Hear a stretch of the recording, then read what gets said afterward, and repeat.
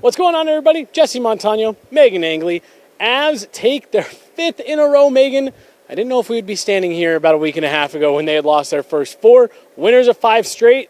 Meghan is in the scrum tonight for tonight's media presser. I got a few questions teed up for you, Meghan, about tonight's, was it 5-4? Did it end up 6-4? It was so chaotic in the last minute, I couldn't keep straight who would the 5-4, Avs take this one. Meghan, first one for you. We're starting with the obvious. Nikolai Kovalenko, first NHL goal.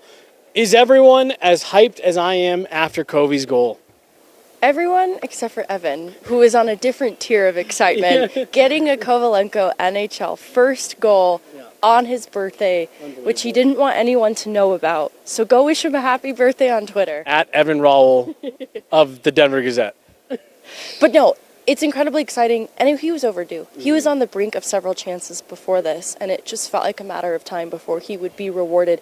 He's been playing with top 6 opportunity, and he's handled himself so well there with skill players like a CaseyMadame, OC Kovalenko. We've kind of talked about the strengths of this line, and so it just made sense that he finally get rewarded, especially after McKinnon's goal was called back earlier in the period. It just felt like they needed a moment of redemption, and it couldn't have come at a better time.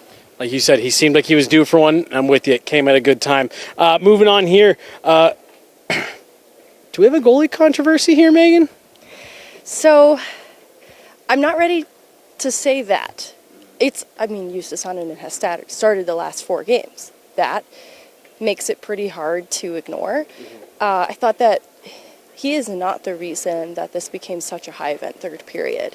He was challenged as a goaltender in a lot of ways. I think he gave up, he made 7 of 11 high danger saves on what ultimately were some pretty high danger chances that were allowed in the final frame for the Colorado Avalanche. So I'm not pinning this high event game then on Justus Annunen, and I thought he played solid through 2 periods, and then he was presented with some challenges, and that's something I think they share among each other. So there is a little bit of controversy in that there are 3 goaltenders competing for a starting job right now. Justus Annunen has a lead, and as far as I'm concerned, I don't think that he has solidly earned the starter's net, but I think he is the inside track. Jared Bednar yesterday was really the first time, Meghan, he didn't explicitly say Alexander Georgiev is the number 1. It's been a little bit of a shift in tone, and I agree with what you said there. Moving on, next question here. This one's from Ian on Twitter. Who has impressed you the most so far this season? It's a toss-up between Ross Colton and CaseyMadame. Both, I think, you saw the fit last year in what we briefly saw of Middlestat after the deadline, and then just how Ross Colton kind of came into his own throughout the course of the year. But both have had a lot of pressure to start this season with so many bodies out of the lineup, particularly in the top 6, and both have handled themselves very well. 12 points in 9 games for CaseyMadame, 8 goals in 9 games for Ross Colton. And it's just hard to deny then that is a step up. Jared Bednar used the words another gear for CaseyMadame. And I think we've talked about how the change of scenery has really benefited him as a player, because the way that he sees the game is at a speed that I don't think is humanly possible, except it is because he plays with guys like a Nathan McKinnon. Right now it's kind of a Kovalenko OC blend, but he has seen time with McKinnon, with Rantanen, with Ross Colton, especially on that top 5 power play unit, the power play unit with 5 top players in the league. And he sees the game so complementary to these high school guys that are regarded as some of the best players in the league. He fits right in there. So you just talked a lot about him, but I'm going to make you talk even more about him, because this one's from Justin. How underrated and quiet has Middlestat been so far? Is he living up to a 2C? I was actually going to bring this up to you in the media room before. Underrated, quiet. For me, those are words to describe Middlestat.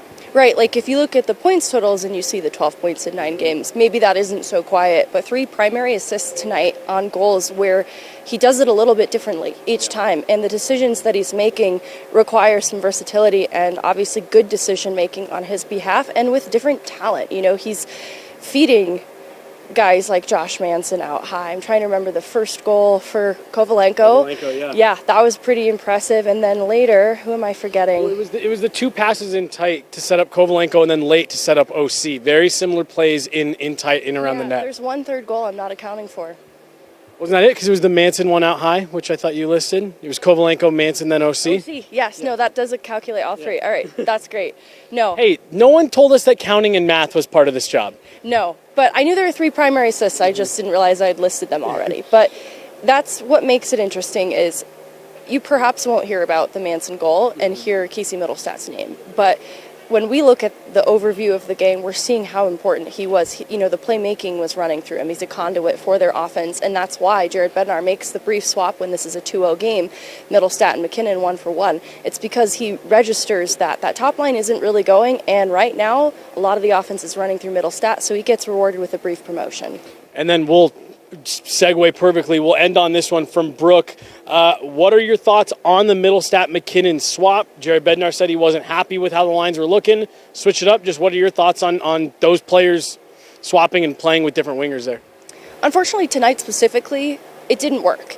And I don't think that's Casey Middlestat's fault. I think that the players that needed to step up their game in that moment, it ended up working so that the way the lines were set to start the game actually was the best version of those lines. Mm-hmm. That's because we have seen why Middlestat works so great with Kovalenko and OC. So for what it's worth, I think we see a future iteration that involves Casey Middlestat with high school players. So him getting, looks with Rantanen, it's nothing new. As you mentioned, they saw looks together last year.